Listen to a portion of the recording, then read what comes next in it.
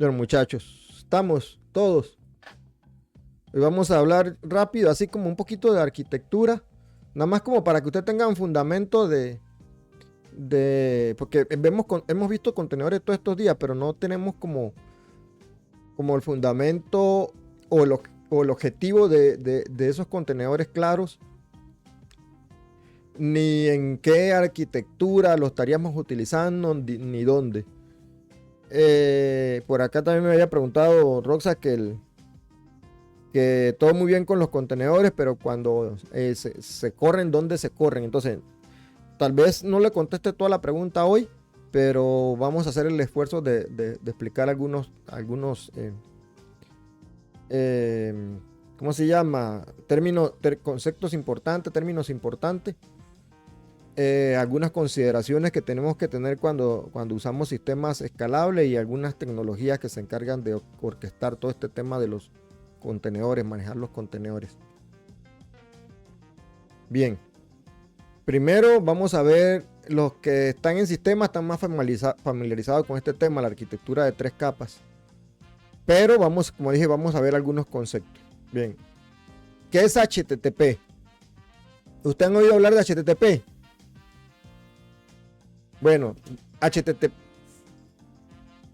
Bueno, ¿qué es HTTP? Cuando usted busca una página web, usted pone en HTTP // el dominio y otras cosas allí, ¿verdad? Un path. Ustedes están usando HTTP, pero en realidad lo que están haciendo es un llamado a una comunicación con un protocolo que se llama HTTP. Por debajo es más de lo que usted pone en el URL, es más de lo que usted pone en el browser. Él manda un montón de información que incluye cabeceras, incluye cuerpos, incluye otra serie de datos. Es un protocolo de comunicación al final. Entonces, aquí lo define. HTTP es un protocolo que permite que un cliente, como un navegador o un celular, se comunique con un servidor para solicitar y recibir información. Ejemplos de cosas que viajan por HTTP: las páginas web, archivos, imágenes, datos de un API REST, eso lo vamos a ver ahorita, ¿verdad? Y resultados de una autenticación, por ejemplo, cuando yo pongo el login y el password y ya puedo entrar a un sitio, eso se llama autenticación. Bien, como lo ven aquí, por ejemplo, a la derecha, yo puedo tener una aplicación de un teléfono. Usted en el teléfono, usted abre una aplicación y esa aplicación conecta con servidores que están remotos, que a su vez conectan con base de datos y de vuelta me traen respuesta, ¿verdad? Eso es lo que vemos como un sistema de 3 capas. Y ustedes las pueden ver aquí ven la capa de la primera de la aplicación que ve el teléfono. Y después viene una capa en medio. En este caso hay un API allí. Ahorita vamos a ver qué es un API. Y después viene una capa que es la de datos. Bueno, eso es lo que vamos a ver ahorita. Bien, ¿qué es un API o un API? Es API porque viene de las siglas en inglés, que son Application Programming Interface. Bien, dice API o API es una interfaz de programación de aplicaciones que funciona como un intermediario que permite que dos programas de software se comuniquen. Aquí dos programas de software está redundante. Que permite que dos programas se comuniquen entre sí. Define un conjunto de reglas y protocolos para que puedan intercambiar datos y ejecutar acciones de forma estandarizada. Por ejemplo, la aplicación de tiempo de un teléfono utiliza un API para obtener datos meteorológicos de un sistema de software externo. Entonces, al final, ¿qué es lo que hace un API? Si tú ves la imagen de arriba, un API es un intermediario. ¿Qué es un intermediario? Tú te comunicas con él a través de un protocolo específico, como si él manejara un lenguaje, ¿verdad? Entonces él tiene un lenguaje con un formato al cual tú le tienes que preguntar y él te va a regresar respuesta con ese formato. Ese intermediario, ese que está en el medio, es un intermediario porque él comunica con otro ente externo, que pueden ser otros servidores, como por ejemplo el de base de datos. Entonces, él está en medio trasladando. Entonces se preguntarán, pero ven acá, ¿por qué la aplicación no conecta directo con la base de datos, por ejemplo? En vez de tener a alguien en el medio, ese intermediario que se llama API. ¿Por qué? Porque es un tema de seguridad. Yo tendría que exponer al público toda la información, básicamente, para que el teléfono pueda accesar esa información. Por ejemplo, ustedes a veces pagan cosas con el teléfono se pegaría directo a la base de datos, la aplicación directo a la base de datos. Esa comunicación no es eficiente, no es segura. Entonces, ¿qué es lo que hace un API en medio? Te proporciona métodos para limitar cuál información tú puedes pasar a la base de datos y limitar cuál información de la base de datos se le puede pasar al teléfono. ¿Me explico? Ese API que está en medio no solo hace eso, sino que hace que la aplicación del teléfono sea liviana. Porque la aplicación del teléfono no tiene que procesar o transformar datos, el API lo hace.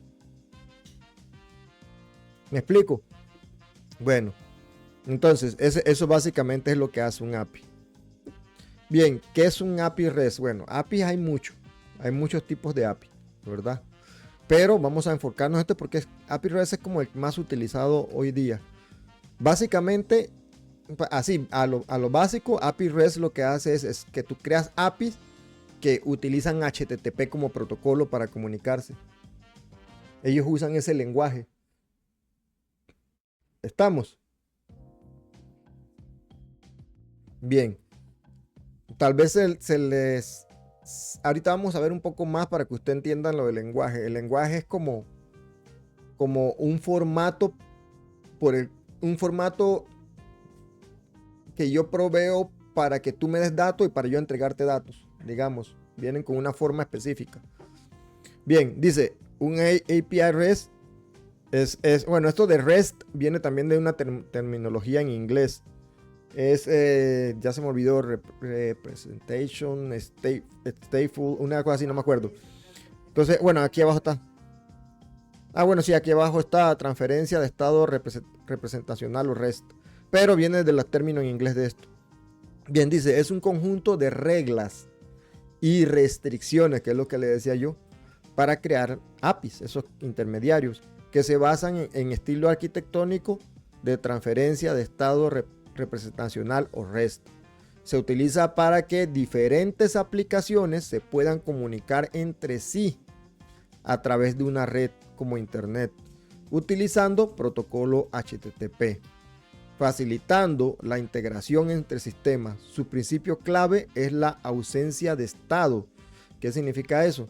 Significa que cada solicitud, cada pregunta que le hacemos a él debe contener toda la información necesaria, ya que el servidor donde está el API no guarda esos datos de solicitud. ¿Me explico? Él no guarda nada, él no salva nada. En todo caso, la que salva es la base de datos. Él simplemente es un intermediario que va a conversar entre la aplicación y la base de datos y va a conversar con ambos extremos. ¿Me explico? Entonces, el primero tiene que decirle todo lo que quiere para él poder preguntarle después. Hace sus procesos con eso para después preguntarle a la base de datos. La información que les trae la base de datos tampoco se la queda, sino que se la pasa, se la transforma y se la pasa a la aplicación. ¿Estamos? Bueno, ¿y con qué protocolo lo hace? HTTP. Bien. Si usted ven aquí arriba, bueno, está el modelo de 3 capas, ahorita lo vamos a ver. Bien, aquí volviendo al tema anterior, por ejemplo, esto es lo que se refieren con comunicación con HTTP. Yo puedo poner aquí, por ejemplo, digamos que el teléfono mío se va a loguear. Vamos a poner usuario y password para pasar, ¿verdad? La contraseña. Entonces, cuando yo en mi teléfono tengo la aplicación que hace eso, yo le paso el URL, que es el URL donde está el API. ¿Ve? Y cuando yo hago un llamado al API específico, a veces nosotros no lo vemos en el browser, pero en la aplicación está, del lado de la aplicación está. Cuando tú haces estos llamados, él pasa una serie de datos, ¿verdad? En el formato que es un formato HTTP. Pasa una serie de datos y entre esos datos, por ejemplo, él pasa archivos en un formato que se llama JSON, que lo vamos a ver a futuro. con los datos necesarios, entre esos usuario y password, por ejemplo, que se lo pasa al API, ¿verdad? El API al final va y valida ese usuario con la base de datos, si el usuario existe. Y te regresa respuesta de vuelta. Por ejemplo, en este caso, en realidad lo que le estoy pidiendo es una lista de usuarios. Entonces yo llamo una página que es del dominio y le pongo /usuarios. Entonces cuando yo le pido eso al API, el API va y le pide a la base de datos los datos. La base de datos los datos, él lo transforma y lo regresa en cierto formato como vemos abajo. ¿Lo ven? Este formato es un formato que se llama JSON. De hecho ahí lo dice en el content type que vemos aquí. Entonces lo regresa en un formato y se lo regresa a la aplicación. Pero la aplicación no ve esto tan feo, la aplicación ve algo bonito, sí, porque después la aplicación toma esos datos y la aplicación sabe qué hacer con esos datos para presentarlos bonitos. ¿Lo ven? Bien, ese es como esa comunicación que hay. Bien, cuando hablamos de APIs, ¿verdad?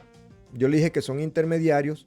Lo interesante de estos APIs es que ellos tienen su lenguaje en HTTP, pero tú le puedes personalizar el lenguaje. ¿Cómo yo recibo la información? ¿Cómo yo te regreso información? ¿Ven? Ese formato es modificable, y eso es donde cuando usted crea la aplicación, usted pueden definir allí cómo regresan o reciben esos datos. Entonces, ¿qué pasa? Que esos APIs pueden ser intermediarios para múltiples cosas. Por ejemplo, un API para el sistema de pago. Entonces yo puedo tener allá un servidor al cual yo le pregunto, con el que yo me comunico y me conecto y le pregunto, le paso datos, ¿verdad? De usuarios y demás, y el servidor me regresa datos de mis estados de cuenta, de cómo van mis pagos, etcétera. También hay, como en el que ven abajo, hay de autenticación. ¿Qué significa eso? Que cuando yo me logueo con el teléfono, con una aplicación a un API de estos, él puede a su vez llamar a otro API que tiene los mecanismos de autenticación. Entonces, ¿qué es lo que hace ese API con mecanismo de autenticación? Bueno, tú le pasaste un usuario, un password, él lo procesa, se fija en la base de datos, si realmente existes, si tus credenciales, que son ese usuario, password y demás, son los adecuados, y él te termina regresando un token. Entonces, una vez que tú recibes ese token, como lo vemos abajo, son un montón de dígitos raros, largos. Una vez que tú recibes ese token, con ese token tú vas a seguir conectándote al sistema y teniendo acceso a tu información. Ve, no sé si me expliqué ahí, o alguien tiene alguna duda allí de eso del token. De hecho, siempre que uno nunca pega a los sistemas, es raro que tú vayas a pegar un sistema sin autenticar, sobre todo cuando son datos delicados, digamos, sensibles. Entonces tú necesitas como tener un mecanismo de autenticación. Entonces el sistema hace eso. No es que cada vez que tú le preguntas algo a esos sistemas tienes que volver a dar el usuario y el password para que él diga eso es. Sino que básicamente véanlo así. Usted llegan a una casa, usted toca en la puerta, alguien mira por el ojito aquel de la puerta, se fija, sí, este sí lo conozco. Entonces te pasa las llaves de la casa. Una vez que te pasa la llave de la casa, tú no tienes que llegar y tocar la puerta de nuevo para que te vuelva a ver, para que te vuelva a abrir. Simplemente tú usas la llave para abrir, ¿verdad? Y seguir en la casa. Bueno, es lo mismo. El sistema lo que hace es validar quién eres tú basado en tus credenciales, usuarios, password y demás, y te ofrece esa llave con la que tú vas a seguir comunicándote con ellos y obteniendo tus datos. Esa llave se llama un token. Entonces, si te fijan, hay APIs para múltiples cosas. ¿Cuál es la intención de los APIs? Al final la intención es que si yo tengo un sistema de pago, por ejemplo, cualquier empresa puede usar mi sistema de pago. Obviamente, dependiendo del trato que yo hago con ellos, pero cualquier empresa se puede integrar, se llama integrar. Cualquier empresa se puede integrar y usar mi sistema de pago. ¿Cómo lo hacen? Porque su aplicación tiene que saber hablar con la mía. Entonces yo le paso cómo mi API trabaja. Yo le paso la documentación a ellos de mi API para que ellos hagan los llamados correctos y cuando se les regresa la respuesta la interpreten de manera correcta. ¿Ven? Hay muchas Uno escucha digamos, integrarse con cierta gente, con ciertos programas difíciles, porque tal vez el API no está bien documentado exactamente, y hay otra gente que sí hizo un API decente, entonces a la gente le gusta usar, no sé, ese método de pago, que no se porque es más fácil de integrar con un sistema, ¿no? es correcto. Así es como que las APIs hacen una gran diferencia. Claro. Entonces, ahora, imagínense que no existieran las APIs, que no existiera ese sistema de comunicación entre aplicaciones. Alguien tiene una aplicación de pago de ellos que usan dentro de su empresa y llega un cliente y dice, ve acá, me gusta tu aplicación de pago, yo quiero pagar con tu aplicación, pero yo tengo mi propia aplicación para mis usuarios. Resulta que si tú no tienes ese API en medio que comunique con el sistema de pago de aquel que lo tiene, ¿cómo haces tú para que tu aplicación converse con la de él y manejen esas transacciones? Tendrías, ¿no? Tendrías que básicamente, digamos, por ejemplo, digamos que tú tienes un usuario A, ese usuario A tiene un sistema de pago, ¿verdad? Una empresa A. Tienes una empresa B, tiene otros sistemas para el manejo de sus clientes, de compras y demás, pero no tiene un sistema de pago. ¿Qué le queda a la empresa B? Hacer su propio sistema de pago. Eso es una. ¿Ve? Pero si ya alguien tiene uno existente y no tuviese una manera de comunicarse o nunca creó una manera de comunicarse con otros, entonces tú tendrías que adaptar tu aplicación para que la aplicación vaya y le pregunte a los equipos internos de ellos cómo ejecutar esos pagos, digamos. Entonces es complejo. ¿Ve? Entonces básicamente tendrías que reestructurar la aplicación tuya y la aplicación de la empresa que tiene el servicio de pago. Es como que usted vaya a un país y no sepa hablar ese idioma Exacto. y tiene que aprenderlo de cero en ese momento, en lugar de, por ejemplo, llevar un intérprete que sería un API, digamos. Exactamente. ¿Me explico cuál es la función del API? ¿Verdad? Él hace básicamente de traductor, de intérprete, es un intermediario ahí en medio.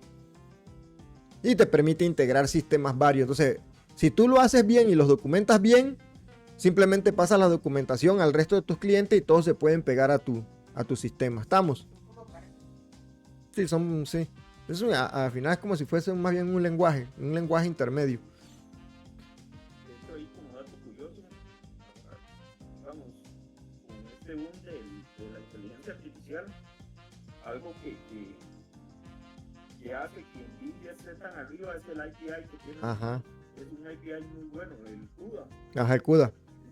Ajá, entonces, como ese API es tan bueno, es la ventaja que tiene Nvidia sobre la competencia. Correcto. Entonces, al final, hoy día casi todo se mueve a través de API. Cuando ustedes llaman estos sistemas de inteligencia artificial, como dice Jorge, usted lo que hacen es llamar a un API. Ustedes le están preguntando a una interfaz que usted ve en su máquina, pero esa interfaz llama API por debajo de la mesa con ciertos formatos y manda por decir algo, pues manda las preguntas y obtiene la respuesta. ¿Qué facilita esto? Que tú puedes hacer tu propio programa y llamar a esos API de inteligencia artificial. Entonces tú no tienes que crear tu propio sistema de inteligencia artificial, tú usas otro que ya existe. Entonces ellos te van a cobrar por el servicio, pero tú lo puedes llamar, tú haces tu aplicación para que llame eso. Quiero un sistema de pago, yo no tengo que hacerlo, ya existe mucho, ¿cuál me sirve? Ok, ¿cómo me conecto a su API? Entonces llamo ese sistema de pago y lo utilizo como sistema de pago mío. ¿Ve? Quiero un sistema de autenticación, ¿para qué voy a validar mis usuarios yo? Mejor uso un sistema de autenticación de Google o de AWS, me conecto al API, busco cómo tienen que conversar, ¿verdad? Busco la documentación, lo pongo en mi aplicación y ya tengo con quién autenticar. Entonces, al final, mi aplicación, por ejemplo, que yo sea una aplicación para sistemas educativos, por ejemplo, para manejar libros, ventas de libros, ya yo no tengo que validar usuarios, eso lo hago a través de un API de otro.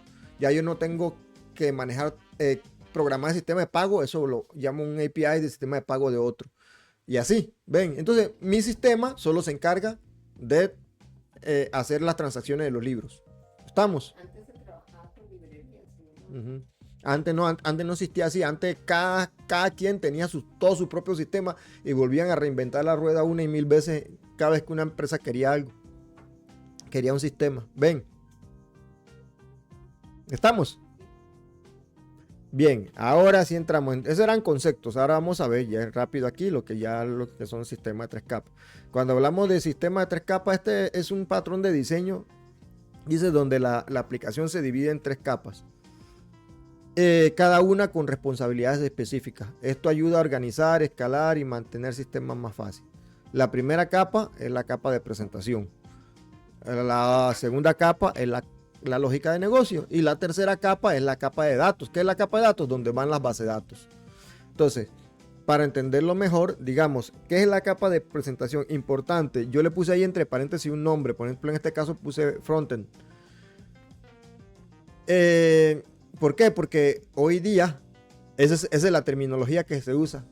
Ustedes van a escuchar mucho en la calle cuando trabajen incluso con desarrolladores, programadores. Ustedes van a oír hablar de frontend, de backend y de la capa de base de datos. Pero el frontend y el backend hasta en español van a hablar de frontend y backend. Nadie habla de capas de presentación ni capa de lógica de negocio. Eso se enseña en la universidad.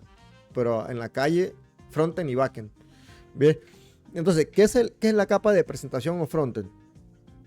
Es la parte que el usuario ve. Cuando ustedes se meten a buscar cosas en internet, digamos, por ejemplo, la página de Google, esa página que ustedes ven, eso básicamente es el frontend. Cuando ustedes se van a meter una aplicación que le pregunta al usuario el password, esa interfaz que ustedes ven en su máquina, ese es el frontend. Esa es la capa de presentación y se llama capa de presentación porque es la que se está presentando a la persona ante sus ojos. ¿Me entienden? Es la capa bonita. Hay una capa que ahorita la vamos a ver, que es la capa que no se ve y es la capa de lógica. Ahorita la vamos a ver. Entonces es la capa de presentación. Entonces, ¿qué incluye? Por ejemplo, las páginas web, la aplicación que ustedes ven en sus teléfonos, cuando ustedes usan las tablets o las compus, las interfaces gráficas que ustedes ven, ¿verdad? Entonces, ¿cuál es la responsabilidad? Mostrar información y capturar acción del usuario. El clic del mouse, los datos que ustedes ponen, ¿me entienden? ¿Me explico? Esa es la capa de presentación. Bien. La capa de lógica de negocio es la que conocen como backend. Aquí es importante aclarar algo. Yo puse allí API o API, ¿verdad? Ahí la vamos a llamarlo API de ahora en adelante para no enredarnos. Ese es el Spanglish. No siempre el backend es el API. ¿Se acuerdan que yo le dije que el API es el que hace intermediario? El API puede ser el backend puede ser todo un sistema que está detrás que ejecuta acciones, ¿verdad? Entonces pueden ser servidores que procesan datos, que por ejemplo corren tareas, que están corriendo tareas todos los días, transformando datos, transformando imágenes y haciendo un montón de cosas. Eso al final todo eso es el backend. Ok, pero yo necesito tener acceso a esas funcionalidades para que mi aplicación la use. Entonces yo puedo poner un API enfrente que va a traducir las solicitudes que mando yo, se las va a mandar a todo ese sistema del backend que va a hacer su trabajo, ¿verdad? Son las hormigas trabajadoras allá atrás, va a hacer su trabajo y me va a devolver un dato. ¿Estamos? Pero nosotros a veces la parte que procesa es la misma parte que también atiende solicitudes, también es una práctica. Entonces ustedes se van a encontrar que a veces los backend ya tienen integrado el API. ¿Estamos? Eso lo hacen para digamos ahorrar lógica, pero puede ser así. ¿Estamos? Entonces, ¿qué es la parte del backend? Al final es la parte que contiene reglas del negocio. Por ejemplo, como les dije yo, es la parte que hace la consulta a la base de datos. Es la parte que extrae esa información y la transforma. Y después agarra esa información transformada y se la pasa a la parte del frontend, que es la de presentación. Y la de presentación todos esos datos que le mandó en cierto formato la capa de la lógica de negocio, la de presentación la agarra y la presenta de manera bonita. ¿Me explico? Entonces en el sistema le va a mandar una lista de usuarios y le manda la lista de usuarios como la vimos anteriormente, en esos archivos JSON con columnas y filas y así.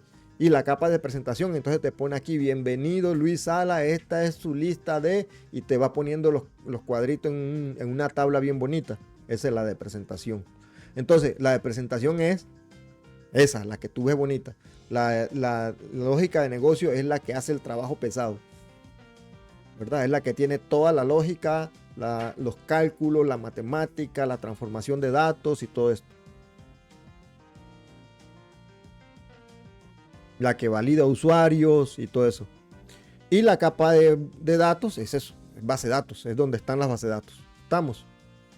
Entonces, ¿a qué voy con esto? ¿Por qué es importante el sistema de 3 capas? Porque cuando ustedes van a ver todo esto de infraestructura, ustedes van a tener servidores, que son los que tienen las páginas web que va a ver el usuario. Servidores que tienen la parte esa de tomar las solicitudes o los datos que vienen de la presentación y digamos, si ejecutan toda la lógica que tiene que ejecutar el programa, toda esta lógica de autenticar el usuario, de validar datos, de transformar imágenes y todo eso, ¿verdad? ¿Con qué información hacen eso? Con la información que tienen de la base de datos. Y eso en el centro son, como, por decirlo así, son otros servidores. Los que hacen esa lógica son otros servidores. Y están los servidores de datos. Obviamente son las bases de datos, son los servidores que tienen todos estos storage y todas estas programas o máquinas para manejar los datos en sí. Entonces ahí se van a encontrar ya las bases de datos como MySQL, Postgres, Oracle, SQL Server y todo eso, que son los servidores de base de datos, son otros servidores. Ahora, si ustedes se fijan aquí, ¿dónde ustedes creen que pueden estar los servidores más grandes, con más capacidad, más rápidos? ¿En cuál capa usted cree que se necesitan servidores con más poder? En la lógica y en la capa de datos. En esas dos. ¿Ve? La de presentación casi siempre los servidores ocupan menos capacidad porque ellas no tienen trabajo como tan pesado. No tienen que hacer tantos cálculos, solamente representar la data de... No quiere decir esto que sea más sencillo, quiero decir que tienen menos carga de trabajo. Usualmente la de la capa de presentación, la carga que manejan más de trabajo son todas las solicitudes que vienen, o requests que le llamamos, que vienen de los usuarios. Ella es la que los ataja, la de presentación. ¿Estamos? Entonces, yo sí he notado, por ejemplo, cuando mucha gente desarrolla aplicaciones, sobre todo cuando recién salen de la universidad, es que en vez de usar un sistema de 3 capas para desarrollo, terminan usando un sistema como de 1 capa. En la misma máquina tienen base. Claro, al nivel de software, tú tienes, bueno, en realidad ni eso. Digamos que tienen a nivel físico tienen una sola capa, un solo servidor donde va base de datos, donde va backend y frontend. Y a nivel lógico, solamente tienen la base de datos y una aplicación que hace todo. No hay nada en medio. No hay API, no hay... Sí, directo, exactamente. ¿Me explico? Entonces, hoy día no es como la mejor práctica hacerlo de esa forma. Es un sistema que nunca te va a escalar. ¿Ves? Es un sistema, es un monolito. Y es un sistema que no te... Eso se llama monolito. O sea, monolito. ¿Saben qué es un monolito? Una piedra grande, gigante, que le dan forma. Bueno, eso es un monolito. Bueno, le llaman monolito porque es parecido. Ven. Y después van a ver ahora lo que son...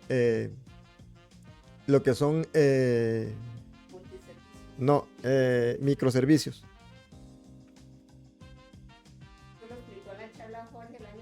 Ajá. Bien. Ahora, cuando usted ve un sistema de 3 capas, vean el teléfono, ¿lo ven? El teléfono tiene una página web, ahí te pide el usuario y el password. Es como la aplicación del back. Ajá.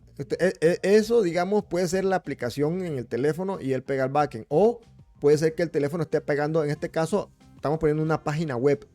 La página web está en una serie, en un servidor. En este caso vamos a hablar de un servidor. Un servidor que está enfrente, que es el que va a tomar la solicitud del teléfono y le va a presentar al teléfono la página con el usuario y password. Ese servidor que le presenta eso es el servidor de frontend. ¿Estamos? Bien. Ese servidor, cuando el usuario pone el usuario y el password allí y le da enter, él toma las acciones, él se las va a pasar a un API detrás o al sistema que es el backend, que es la segunda capa. ¿Ve?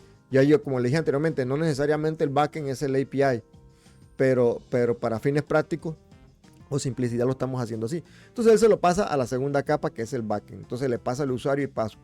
En la segunda capa van a haber varios, ya no es un API, van a haber varios API que se comunican entre ellos. Entonces, uno toma la solicitud y hace la autenticación con otro API que es el de autenticación, que es el que está abajo. Este genera el token, ¿verdad? Un token que se lo va a pasar hacia el teléfono, que el teléfono al final en tu aplicación lo vas a seguir usando para entonces llamar el resto de las cosas de la información. Bien. Resulta que necesitas hacer un pago de algo, entonces él te comunica con el de arriba, que es todo el backend que tiene que ver con la parte de pago, ¿verdad? Y si te fijas, cada API puede tener su propio base de datos dedicada para cada cosa. Uno tiene informaciones de usuarios sin transacciones bancarias, el otro tiene información de los usuarios del sistema, ¿verdad? Y los permisos que ese usuario tiene sobre el sistema. Y el de centro es ya la aplicación de venta de libros, por ejemplo, propiamente, que tiene servidores de base de datos que están detrás, que tiene información sobre los libros. Entonces, básicamente ese es un sistema de 3 capas, donde tiene frontend, backend y base de datos. Bien. Importante aquí es, ahorita vamos a ver ese tema también de escalamiento. Yo lo puse aquí, en realidad vamos a explicarlo en el siguiente slide, no en este. Entonces tienes la base de datos. Esto estamos entendiendo el sistema de 3 capas. Ok. Presentación, lógica, datos. Presentación se le llama frontend, la de lógica se le llama backend y la de datos se le llama base de datos. Y también están los intermediarios allí, que es lo que traducen entre un sistema y otro, ¿verdad? Manejan protocolos para comunicar con esos sistemas, que son los API. En el mundo de electrónica eso es como cuando tú conectas un cable serial a un equipo de telecomunicación. Tú tienes que saber qué mensaje le mandas exactamente al equipo de telecomunicación para que él te responda. Porque si tú no sabes qué mensaje le mandas, él te puede devolver cualquier cosa o no te devuelve nada. ¿Me entiendes? Entonces, eso es lo mismo que un API. Tú tienes que saber qué preguntarle y interpretar qué él te va a devolver. Para eso hay documentaciones y para eso tienen que estar bien hechos. Bien. Si se fijan, aquí estamos hablando de servidores, ¿se acuerdan? Un servidor de frontend, un servidor de backend. En backend puede haber un servidor para todo ese tema de las autenticaciones, un servidor para la venta de libros y un servidor para los pagos. ¿Se acuerdan que les dije? Bien, y base de datos, una base de datos en cada uno. ¿Qué pasa si el servidor de frontend se cae? Ya nada sirve. ¿Qué pasa si el servidor de autenticación se cae? Nadie puede ingresar porque nadie puede validar tu usuario y tu password. ¿Qué pasa si el servidor de libros se cae? Por lo general, él es el core, el corazón. Entonces, obviamente, aunque los otros existan, él no va a responder, entonces nada sirve tampoco. Y digamos que se cae el de transacciones. Tú puedes entrar, tú puedes ver tus libros, porque tú puedes loguearte, ¿verdad? Puedes autenticar tu usuario, tienes tu token, te vas y ves tus libros, pero cuando quieres comprar un libro nuevo no puedes porque el sistema de pago está caído. Pero ve que hay cierta independencia entre uno y otro, pero también al mismo tiempo puede que haya dependencia de uno y otro. Bien, Entonces, de aquí ya viene, por ejemplo, el tema de los escalamientos y la importancia de todo este tema de los contenedores y demás.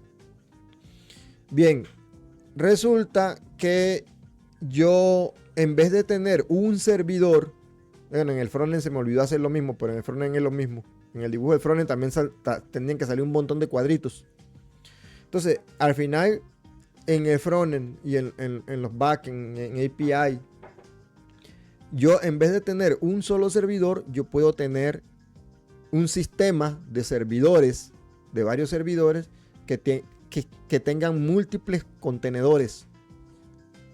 Entonces, ¿qué pasa? Que si las personas del teléfono ya no son 100, sino que sube a 100.000 personas, mi sistema debería poder meter más contenedores para poder manejar esa carga de usuarios. ¿Me explico? Pero ese escalamiento, pero en el frontend. Pero ¿qué pasa si en el backend no escalara? El backend se satura y no puede autenticar usuarios. Llega un momento y dice, ya yo no puedo autenticar a más nadie. Entonces, el sistema de autenticación, digamos, todo ese backend, todas esas máquinas, ese clúster de máquinas, se llaman clúster de máquinas, tienen un montón de contenedores, como yo les expliqué la otra vez, que también van balanceados y todo eso como les expliqué la otra vez, que ellos también pueden crecer y entonces pueden manejar más carga también. Igual pasa con los de libro, igual pasa con el sistema de pago. ¿Estamos? Entonces, así de complejo pueden ser los sistemas de 3 capas. Aunque tengan un montón de contenedores, sigue siendo el sistema de 3 capas. Frontend, backend, datos. ¿Estamos? ¿Qué pasa? ¿Por qué yo puse esto así, las bases de datos? Las bases de datos tienen algo especial. Y eso lo vamos a ver ahorita en las consideraciones. Yo puedo crear más contenedores cuando se necesita y cuando necesito menos, los disminuyo. Eso quiere decir que disminuyo significa que tengo que destruir contenedores que tengo de más. ¿Ven? Pero ellos ¿se acuerdan que la otra vez le hablé de los datos efímeros? Que cuando hicimos lo de salvar datos en storage. Dato efímero significa que cuando ellos se van, la información que tiene se pierde. Bueno, ellos, como son replicables, ellos al final se pueden pegar a storage y todo eso para mantener información fija, pero tú los destruyes y no pasó nada. ¿Estamos? El problema es que una base de datos, tú la destruyes y pierdes los datos. ¿Cómo vas a perder los datos si los datos son críticos? ¿Me explico? Sí. Entonces, por eso que yo todavía no concibo cómo hay gente que agarran y meten base de datos en estos sistemas escalables. En un sistema escalable está hecho para escalar. O sea, tú puedes meter una base de datos fija, que no se replique. Ahorita vamos a ver eso, que no se replique. Pero ¿para qué vas a meter una base de datos fija en un sistema que escala, que está hecho para escalar? Me explico, no es su objetivo. Entonces, ¿qué pasa con las bases de datos? Bien, cuando yo voy a escalar la base de datos, el storage yo no puedo destruirlo. Usualmente el storage de los datos es un storage en común, como le enseñé la otra vez. ¿Se acuerdan? Pero el poder de procesamiento sí puede crecer. Bien, ¿cómo puede crecer el poder de procesamiento? Agregando más máquinas con más CPU y más memorias que puedan procesar más usuarios. Pero el storage sigue siendo el mismo. ¿Me explico? O yo simplemente puedo agarrar la base de datos, la máquina de base de datos, y en vez de meter más máquinas con CPU y memoria para que ya crezcan como un clúster, lo que hago es que la hago más grande. Hey, tengo una Ryzen, por decir algo, 4300, y luego voy a meter ahora una compu con un Ryzen 5300 y aumento el poder. Tenía 32 GB de RAM, ahora le meto 32 más, ya tengo 64 GB. Esa es otra forma de crecer. Una es agregar más compus y otra es agregarle más recursos a la compu. ¿Lo ven? Bien, exacto. Entonces, cuando hablamos de agregar más recursos como la que ven arriba, agregarle más CPU y más memoria para hacerla más poderosa, hablamos de escalamiento vertical. Escalamos la compu hacia arriba, del servidor hacia arriba, ¿lo ven? Cuando hablamos de agregar más CPU, como lo vemos en la imagen, se habla de escalamiento horizontal. ¿Por qué se habla de vertical y horizontal? Por la imagen lo muestra, ¿verdad? Uno es aumentar el tamaño del objeto. Bueno, no es un tamaño físico, es el poder. Y la otra es agregar más iguales para... Ajá. O meterle más pisos a un edificio o hacer un edificio nuevo. Exacto, exacto. Es como, ocupo manejar más gente en un edificio. Ese ejemplo es bueno, el de Jorge. Ocupo manejar más gente. Puedo hacer el edificio más alto. ¿Está bien? O tengo un residencial y hago más casas. ¿Estamos? Entonces esos son los tipos de escalamiento. Entonces ahora yo le pregunto, ¿este escalamiento de los contenedores cómo se llama? ¿Horizontal o vertical? Ajá. Donde yo voy creando cada vez más contenedores si los necesito. Es horizontal. Porque estoy creando más casas. ¿Me entiende? Yo no estoy haciendo... Yo puedo... El contenedor solito yo lo puedo hacer más grande. Eso sí. Yo le puedo poner más memoria y más CPU. También se puede hacer ese escalamiento.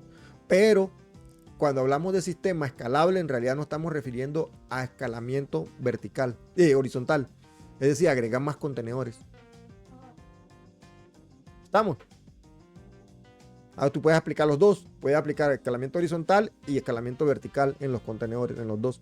Es decir, crear más contenedores o agregarle más CPU y más memoria a cada uno. Ajá. Creo que ahí lo que parece como el primer día que habló de contenedores, de que eran livianos y que levantaban muy rápido, ahí es donde eso toma valor. Pues. Digamos, no te va a costar tanto cuando levantas un contenedor, no te va a costar un minuto o 3 minutos que la aplicación esté disponible, te va a tomar segundos. ¿No? Es correcto. ¿Se acuerdan? Entonces es fácil levantar contenedores. ¿Qué tan difícil es levantar máquinas? Es más difícil. ¿Ve? Y más si son máquinas físicas, tienes que instalar todo nuevo y tienes que ver cómo... Y cuando son sistemas así de clúster, todavía más difícil las configuraciones. ¿Ve? Agregarle más CPU y más memoria a un servidor físico, tienes que parar todo. Porque ¿cómo le vas a meter memoria y CPU sin parar la máquina? Tienes que parar el sistema. Entonces esa es la diferencia. Entonces, cuando hablamos de los contenedores no tienes que parar nada, simplemente va agregando más. Ellos se van agregando allí. Pues obviamente ellos necesitan servidores para correr, pero tú dimensionas tu clúster con el número de servidores que necesitas y ellos están allí. Ahí me fue. Bien, importante consideraciones cuando tenemos servidores escalables. Sí, que lo escribí mal. Escalables.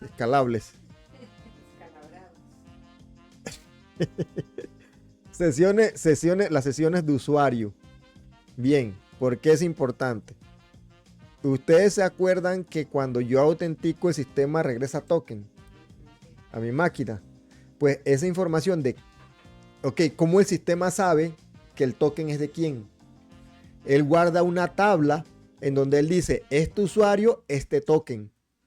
Cada vez que llega el token, él revisa si es del usuario y por ende le da la información del usuario. Eso lo hace con una tabla. Es una tabla de sesiones. ¿Estamos? Sí. Hace un match entre el usuario y el token que le entregó. Bien. Resulta que si yo guardo esa información de la tabla en los contenedores, que es una mala práctica, ¿verdad? Cuando son sistemas escalables. Cuando es un servidor físico no importa. ¿Por qué? Porque tú no vas a destruir el servidor físico. Esa tabla solamente se puede desaparecer en caso tal tú apagues el servidor y lo vuelvas a encender. Pero por lo general no se va a desaparecer el servidor físico. Pero acuérdense que los contenedores son efímeros. Entonces, ¿qué pasa? Que si yo empiezo a guardar esa tabla en los contenedores, cuando yo voy creando más contenedores no hay problema, porque todo usuario nuevo se van a ir creando tablas nuevas con esa relación de usuario y token. ¿Ven? Pero ¿qué pasa cuando ya la carga baja y estos contenedores se empiezan a destruir? ¿Qué pasa con la información de usuario que está dentro? Desaparece. ¿Y qué pasa con el usuario cuando trata de entrar al sistema y su información de la relación esa del usuario y el token desaparece? Esa tabla desaparece. El sistema no te va a dejar. Aunque tengas el token, el sistema te va a decir tú quién eres. La sesión expiró. Te manda un error de sesión, de hecho. Entonces, importante, cuando uno usa sistemas escalables, uno no guarda las sesiones en los contenedores. No se puede guardar sesión en contenedores. Tienes que tener un sistema externo para eso. Por eso es que tienes el API que te valida y las bases de datos externas que se encargan de eso. ¿Ve? Esa información se guarda en otro lado, afuera. En un sistema que también tiene que ser estable, pero se guardan afuera. Entonces eso permite que mi sistema escale sin perder información crítica como la de los usuarios. Esa es una que hay que tomar en cuenta. Bien. Ya sabe Jeremy, cuando haga aplicaciones no guarde sesiones en el token. Usted te dirá, ¿y entonces dónde la guardo si no la guardo en la aplicación? Después cuando usted vea, usted va a tener servicios externos, cuando veamos cloud y todo eso, donde puede guardar esa información para que su sistema sea escalable. Bien, otra importante, jobs. ¿Qué son los jobs o trabajos? Imagínense, por ejemplo, que usted tienen que mantener actualizada una información, ¿verdad? En la aplicación usted tiene que mantener actualizada una información. ¿Estamos? O ustedes sacan información de una base de datos para generar un reporte cada 20 minutos, cada 10 minutos. Vamos a ponerlo exagerado. Cada 5 minutos tengo que sacar una información para actualizar un reporte. Un reporte que alguien ve. Un reporte cualquiera. Alguien tiene que ver un reporte. ¿Estamos?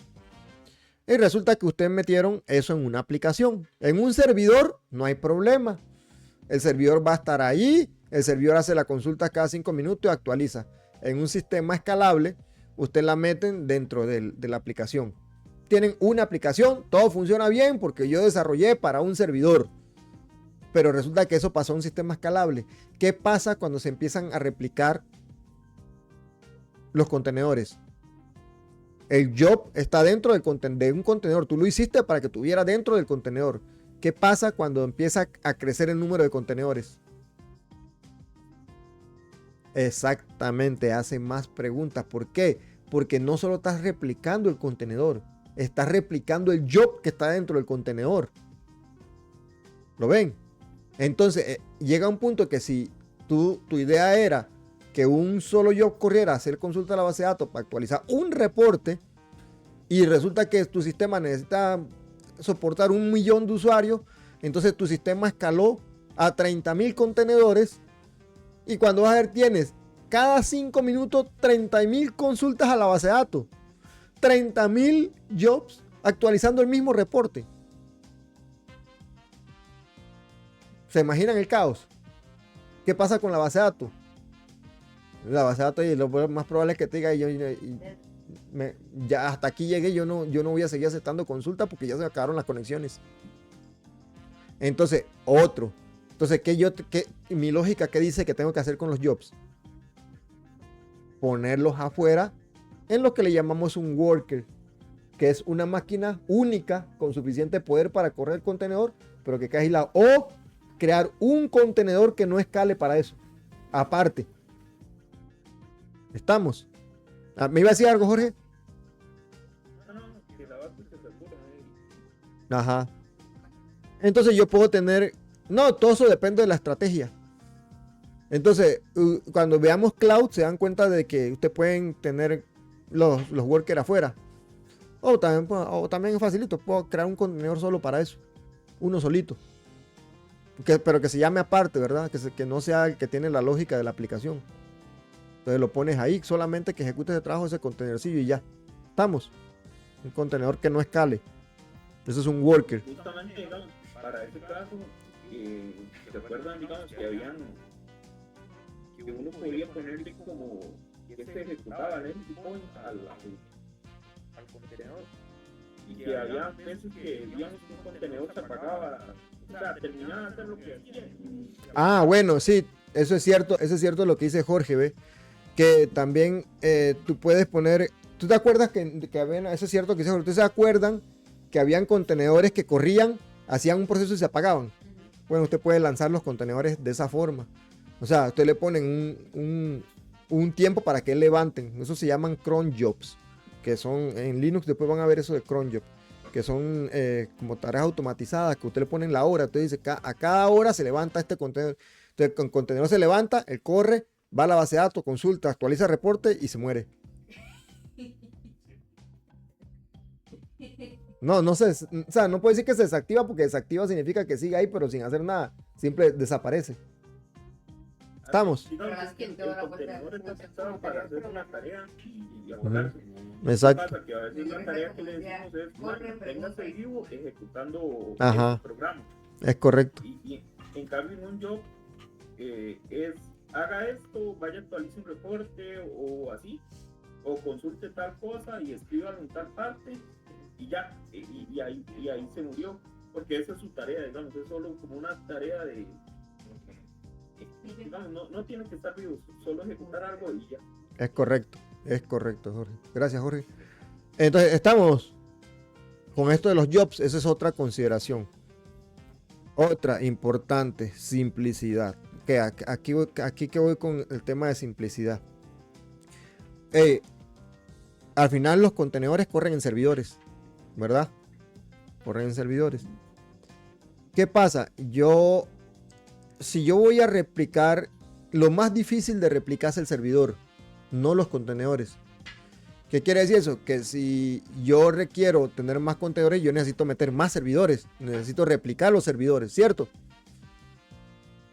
Entonces, los servidores deben ser fácil de levantar. Tan fácil como que yo tengo una máquina que yo le puedo instalar un Linux rápido. Le doy un comando para que instale Docker, por decir algo, pero hay otros servicios, no solamente Docker, pero para un ejemplo. Y yo lo pongo allí, lo pego a la red y ya él puede recibir y crear contenedores. Estamos. Entonces, si tú se fijan, cuando ustedes van a crear esas máquinas con el que maneje los contenedores, el servicio que maneja los contenedores, tiene que ser facilísima de hacer. Resulta que, y también lo van a ver en cloud, resulta que si yo ocupo hacer un parche sobre esas máquinas, por decir, y la idea es que yo pueda apagar una, la parcho. ¿Por qué apagar una? Porque así la otra sigue manteniendo la carga, ¿verdad? Apago una, la parcho, la enciendo, le paso la carga a la que actualicé, apago, quito los contenedores de la otra, se lo paso a la primera que ya actualicé, como le dije yo, apago la segunda, la actualizo, o la actualizo, no necesariamente la tengo que apagar, y así voy en secuencia. Bien, entonces eso también le llaman como un round robin, hacer un round robin para ir actualizando máquinas. Resulta que igual si yo necesito, ya los contenedores no caben en la máquina, yo escalo las máquinas físicas. ¿Ven? Entonces escalo las máquinas físicas, es decir, meto más máquinas físicas para poder manejar más contenedores. Y que sean máquinas ojalá iguales. No, ya yo le he dicho a usted que no necesariamente tiene que ser igual, porque esa es la ventaja de contenedores. Los contenedores pueden correr en cualquier Linux con cualquier tamaño de máquina. ¿Estamos? El tamaño de máquina lo único que va a definir es que puedo usar más o menos contenedores en ella. Entonces, resulta que ahora imagínense la situación esta. Yo tengo un servidor en Linux. Y ven acá, pero yo necesito hacer backups de la base de datos en algún lugar. Y agarro el primer servidor y le pongo un job ahí, ¿verdad? Una aplicación aparte, no un contenedor, no dentro del sistema que maneja los contenedores, sino en el sistema operativo del servidor. Vengo y le pongo una tarea. Y después le pongo una configuración para que pueda jalar archivos de otro lado. Después viene el otro servidor. Ah, no, yo ese servidor lo ocupo para guardar archivos de música. Entonces usted hace toda la configuración para guardar archivos de música aquí. Y después pone otro servidor, ve acá, pero como este le sobra espacio al tercero, vamos a poner que hay que hacer una base de datos, no sé qué, pero es una base de datos pequeñita, así, la pone en el tercer servidor. ¿Qué pasa cuando tú tienes que apagar uno de esos servidores? Una de esas funciones se pierde porque no está en los demás. usaste el servidor para otra cosa. ¿Me explico? ¿Qué es el otro problema? Que si yo tengo que replicarlo, tengo ahora que hacer configuraciones extra. Por ejemplo, el que le puse la base de datos, agregarle la base de datos al que voy a reemplazar ese. Entonces tengo que hacer más configuración para levantar esa base de datos en un servidor que estaba hecho para manejar contenedores. ¿Estamos? Entonces, eso lo único que viene a traer es que le complica la mantenibilidad de los servidores donde van los contenedores, se las complica. Entonces, si ustedes van a hacer esos trabajos, usen otros servidores, no los que manejan los contenedores.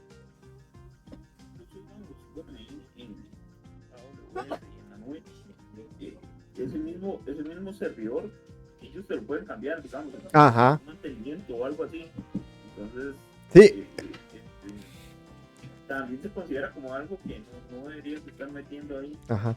De hecho, cuando veamos cloud más adelante, en la nube, es el mismo Amazon o Google, estos que son de cloud, cuando hay actualizaciones, ellos mismos tú puedes automatizar las actualizaciones y ellos mismos hacen eso de apagar un servidor, actualizar, pero con lo que tienen ellos. Si tú tienes algo diferente a lo que tienen ellos, se perdió. Entonces, eso te hace que no sea mantenible. Te voy a levantar un servidor con, no sé, una parche de seguridad de Linux. Te voy a mover los contenedores allí, porque automáticamente eso va a pasar. Pero lo que usted tenía ahí internamente Se va a perder. se va a perder. Y entonces, ¿qué pasa? ¿Qué hace la gente para evitar que eso se pierda? Le quitan el manejo automático de actualizaciones para poder hacerlo manual. Entonces ahí la parte que dice, pero si el sistema te estaba facilitando hacer todas esas actualizaciones automáticas, simplemente no toques el sistema operativo donde van los contenedores. ¿Para qué metiste cosas ahí? Porque ahora tienes que quitar el sistema automático para poder tú hacer todos esos procedimientos manuales. O sea, no tiene sentido. Hiciste un sistema que era automanejable a tener que darle mantenimiento tú. Entonces, la idea es no complicarse. Entonces, eso, la parte de simplicidad. No toquen los servidores donde corren los contenedores. Si ocupan otra cosa, usen otro servidor. ¿Estamos? Bien, y ya cuando hablamos de tecnología, ya vamos a terminar. Cuando hablamos de tecnología donde se orquestan es eso de que se levantan contenedores, se quitan contenedores, se manejan las actualizaciones de los sistemas operativos. Esto se llama orquestar. Entonces, tecnologías, digamos, donde se orquestan contenedores, ¿verdad? En AWS, que es la que casi usamos más en la empresa nosotros. Uno va a encontrar tecnologías como esta, como ECS, ¿verdad? Es una tecnología propietaria. ¿Qué quiere decir propietario? Que solamente es de AWS, de Amazon. Y si se fijan, Amazon tiene su versión de Kubernetes. Se llama Elastic Kubernetes Service. Esa, sus siglas en inglés es, no la puse aquí, pero es AKS. ¿Estamos?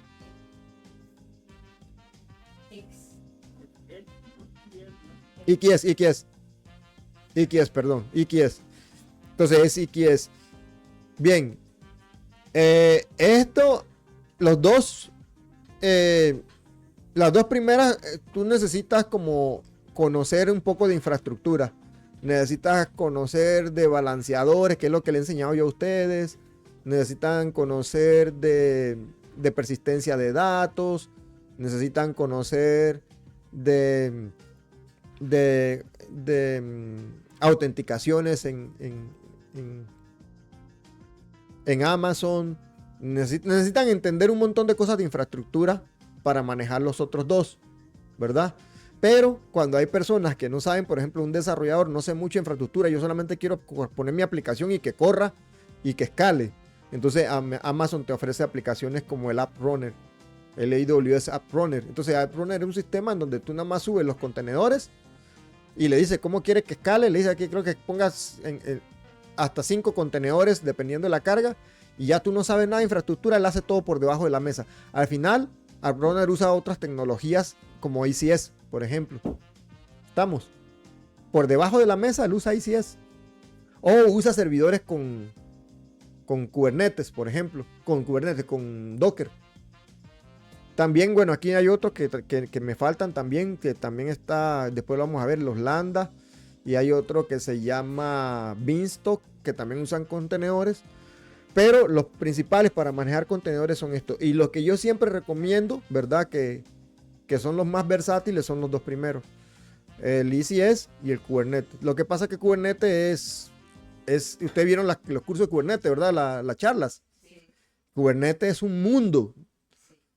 sí. Y si es un sistema como más sencillo. Pero es propietario. Ajá. Y si Y si es. capsula muchas cosas que se hacen en Kubernetes, pero digamos, ya lo maneja AWS en IKS, aunque sea, digamos, aunque sea IKS, ajá. en Amazon, uno tiene que hacer muchas cosas, o sea, conocer cómo funciona la tecnología Ajá, correcto. de Kubernetes Entonces, para poder trabajar. al final, exacto. Gracias, Jorge. Al final después vamos a ver cómo trabajan estos, ¿verdad? En Google Cloud, Ahí está ajá, también hay que digamos que el problema como usar a Chrome es que es un buen punto de inicio, pero ya después si quieres sacar el app de ahí y todo, ya es más complicado. no, y de hecho también pasa con lo que dice Jorge es que a pesar de que todos son contenedores y los contenedores se crean igual, tú puedes usar el contenedor en otro sistema, pero digamos, migrar es más como migrar la tecnología que maneja el contenedor al otro lado no se puede, digamos, no se maneja igual en otro lado el contenedor. Entonces, por ejemplo, si tú usas algo en ECS, como tú lo configuraste en ECS, no lo vas a poder hacer en Google. O no lo vas a poder hacer en Azure, que son otros cloud providers. ¿Me explico? Entonces, sin embargo, si tú manejas tecnología en Kubernetes, en Amazon, en IKS, tú puedes pasarlo al Google Kubernetes Engine, que es el GKA. Entonces, que es el otro sistema de Google. Entonces, sí se puede pasar con más facilidad, digamos, las configuraciones, cómo se maneja, cómo se configura. Por eso es que Kubernetes es un sistema, digamos, que le llaman agnóstico. Agnóstico es que puede correr en cualquier cloud o en cualquier servidor. Lo puedes instalar. Estamos. Pero y si es no. Si después uno se lleva los archivos aquellos, Ajá. los llamen, y ya con eso ya usted, eso, y la imagen del contenedor, y ya usted puede Es poner correcto. Casi que la configuración de un Kubernetes de Amazon te la puedes llevar a Google y funciona. ¿Me explico? Entonces, pero si lo tienes en ECS, no. Google tiene su tecnología de Kubernetes también. Es como la que más se usa en Google. Y está el tema de Cloud Run, creo que se llama la otra, que es como más sencillita. También cuando vamos, por ejemplo, a Azure, en Azure tiene varias. Yo tengo un proyecto donde ahorita estamos usando Container Apps. Bueno, aquí me faltó una S. Container Apps. Al final, Container Apps hace lo mismo que ECS. Es una tecnología que te facilita el uso de contenedores. Muy buena, pero por debajo de la mesa, como dice uno, usa Kubernetes. De Azure. ¿Ves? Nada más que tú no tienes que manejarlo como Kubernetes porque Kubernetes es más complejo. Entonces, Azure también tiene su versión de Kubernetes que ellos le llaman AKS.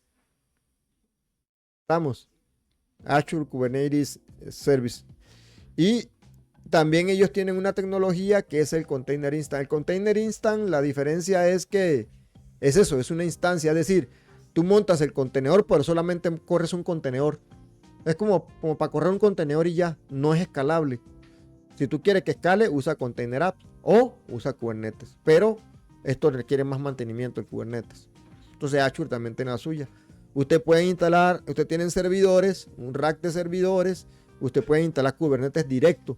Al final esto es curioso porque cuando tú ves ECS, IKS, IKS, GKI, el otro, el de Google, al final, todos ellos al final son servidores en algún lado. ¿Ve? Pero lo que me refiero es que si tú quieres manejar Kubernetes, digamos, en un data center propio tuyo, que no tiene nada que ver con Amazon ni con ellos, tú puedes instalarlo directo. Entonces usas Kubernetes puros en ellos. Más difícil de administrar. Al final termina siendo lo mismo cuando lo termina de configurar, pero la instalación obviamente es más compleja. Y Red Hat, la gente de Red Hat, que es una versión de Red Hat, es es uno que, bueno, tuvo concesiones de una versión de Linux que habían creado ellos, que era Linux Red Hat, ¿verdad? Ellos, ajá, ¿cómo fue que dijiste, Jorge? Ajá, un vendor de Linux Red Hat, que al final es una distribución. Red Hat es otra distribución como Ubuntu, como Debian, que todos son Linux. Entonces Red Hat tiene uno. Entonces, ¿qué tiene Red Hat? Red Hat también tiene OpenShift. OpenShift es muy bueno. Yo no lo he usado, he leído sobre lo que es OpenShift, pero es muy bueno. ¿Por qué? Porque a diferencia de Kubernetes, la instalación es más amigable, entre comillas. Yo trabajé con OpenShift y digamos, Jorge sí trabajó con OpenShift. son varias cosas, digamos, es la instalación, también la interfaz gráfica, Ajá. y que te da también muchas, bueno, obviamente hay que pagar, o sea, la diferencia entre usar un Kubernetes Vanilla, que es el que usted instala, usted mantiene y todo, a una versión como OpenShift o de, no sé, Mirantis tiene otro, o me parece que Oracle también tiene su propio Kubernetes, es que les pagas la licencia, pero también te dan soporte. Te dan soporte. Si tienes algún problema, Red Hat siempre ha sido así. te dan el soporte y te dan actualizaciones y todo. Digamos, por ese lado es la ventaja. También, digamos, volviendo a OpenShift, la ventaja es todas las integraciones que ya tienes con productos de ellos y de IBM, porque al final de IBM lo compró Red Hat, entonces ahí tienen un montón de integraciones ya hechas para que usted nada más pague la licencia y puede usar ese software como contenedores en la misma plataforma. Sí, la agarraron. Bueno, ahí por si no se escuchó bien en el video, lo que está diciendo Jorge es eso, que OpenShift, tú pagas licencia, pero tienes mucha facilidad de uso, digamos, para el manejo de orquestación. Ya te dan muchas cosas masticadas, digamos. Pero otra cosa importante, y eso siempre ha sido con Red Hat, es que cuando tú pagas la licencia, tú también estás pagando un soporte. Entonces, si tú no sabes hacer algo, ellos también tienen personas especializadas que te ayudan en el tema de OpenShift, por ejemplo. Otra cosa es que ya ellos tienen soluciones certificadas. ¿Qué significan certificadas? Que son soluciones probadas. Entonces eso le da mucha confianza a mucha empresa. ¿Qué significa? Ellos te dicen, ok, usted puede hacer un clúster con estos servidores de HP, o con estos servidores de IBM, o con estos servidores de Dell. Ellos te dicen cuál servidores y con cuáles firmware. Firmware es como el sistema operativo del servidor, del hardware. Entonces ellos te dicen, esto es compatible 100% y lo certifican. Entonces cuando tú vas a poner esos sistemas, ya tú sabes que si llegó ese sistema, tu instalación y todo va a funcionar facilísimo, no vas a empezar a tener problemas. Entonces ellos te venden ya, digamos, esas certificaciones, esas soluciones certificadas más bien. Entonces tú escoges el... Esto que dice es muy importante porque también muchas empresas tienen que hacer, o sea, que cumplir un compliance, valga la redundancia. Entonces, por ejemplo, no puede poner una versión vanilla de OpenShift de Kubernetes porque no tienen respaldo de nadie. Exacto. Entonces, como bancos o empresas así que tengan regulaciones muy duras, tienen que utilizar un proveedor certificado. Es correcto. ¿Están oyendo? Por auditorías. Auditorías. No, y a veces también, vea, lógica común. Yo tengo que instalar servidores que me van a costar una fortuna. Yo quiero ir y comprar los servidores que me vayan a funcionar, no unos que cuando voy a instalar algo resulta que no tienen un problema de compatibilidad. Entonces, eso es Red Hat. Entonces, esa es la ventaja de Red Hat, digamos, y OpenShift. Y ya que como por terminar aquí como con mi experiencia con esta gente, digamos, aparte del OpenShift normal, que es el que usted instala en su propio data center, también los más tienen ofertas en la nube, digamos, tienen sus propios OpenShift on Cloud, que si no recuerdo mal, uno es Aro, que es el de Azure, y el otro creo que le dicen Rosa, que es el que está en AWS. Entonces, digamos, usted decide si quiere poner su OpenShift on-premise o en la nube. También eso es como una diferencia que tiene esta gente con otros vendors. Ok, gracias Jorge. Vea, otra cosa importante, digamos, ojo que no me está pagando rejas ni a ninguno de nosotros. Simplemente, como dice uno, al César lo que es del César. A nosotros antes, cuando manejamos muchos servidores para instalar muchas aplicaciones diferentes, ¿verdad? Muchos servicios diferentes. Con el tiempo empezaron a salir las máquinas virtuales que ahorraban en costo.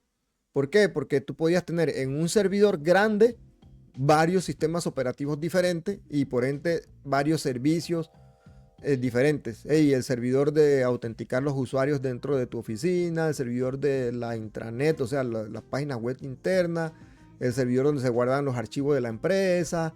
Tú tenías un servidor para cada cosa esa. Cuando vinieron las máquinas virtuales, tú tenías una máquina y tú tenías varias máquinas virtuales dentro, que más o menos tocamos ese tema, varias máquinas virtuales adentro, que yo le dije igual son un poquito pesadas porque tienen el sistema operativo completo, y ahí tenías en cada máquina virtual tenías tu servidor de archivo, tu servidor de las páginas de la empresa, tu servidor para autenticar tus usuarios y todo eso. Eso vino a facilitar mucho. Hoy día, por ejemplo, ya la gente no usa máquinas, bueno, mucho todavía se usa. Quiero decir que muchos están abandonando las máquinas virtuales para manejar incluso contenedores, no para internet, sino para la red local, para la red propia de la empresa. Entonces, ¿qué tienen esos contenedores? Lo mismo, los servidores de archivo, los servidores de ¿cómo se llama? De usuario, los servidores de la intranet local, o sea, es decir, de la página web local, pero con contenedores. ¿Ven? Entonces se usan estas tecnologías. Entonces todo se ha ido orientando hacia allá, hacia el manejo de contenedores. ¿Algo más, Jorge? ¿Algo más, alguien? ¿Alguna pregunta? Bueno, ya por ahí vamos a ir empezando viendo cómo trabaja todo este tema de Kubernetes. Eso sí se lo digo, cuando entremos en Kubernetes, más o menos como cuánto le damos, Jorge, como otro año. Tiene, o sea, todos estos meses que hemos estado trabajando en estos temas de contenedores, y no solo de contenedores, que yo le hablé de Linux, que le hablé de redes, que le hablé de todos estos temas de resiliencia, de persistencia de datos, todos estos temas que hemos dado son importantes porque al final cuando entremos en Kubernetes es un ecosistema en donde todo eso de lo que hemos hablado se maneja a lo interno de Kubernetes. Hay algo que quizás no mencionamos, porque no sé por qué Red Hat tiene su propia versión de Kubernetes o así. Eso, bueno, si se acuerdan ahí en la charla del Q-Day, está la fundación, ¿verdad? La fundación de software libre y entonces, ¿qué hacen estas empresas? Estas empresas lo que hacen es patrocinan, ya sea con developers, digamos, les dan gente para que trabajen en estos proyectos o simplemente ponen plata directamente y pueden sacar su versión licenciada, digamos, de Kubernetes o de algún otro proyecto open source para lucrar, ¿verdad? Para ofrecer una versión que empresas y así puedan aprovechar. Pero es por eso, digamos, es porque son Gold Sponsor, Platinum Sponsor del proyecto. Entonces, tienen sus beneficios. Bueno, gracias, Jorge. Bueno, muchachos, yo creo que lo dejamos por aquí hoy. Bueno, hasta luego. Muchísimas gracias, Jorge. Bueno.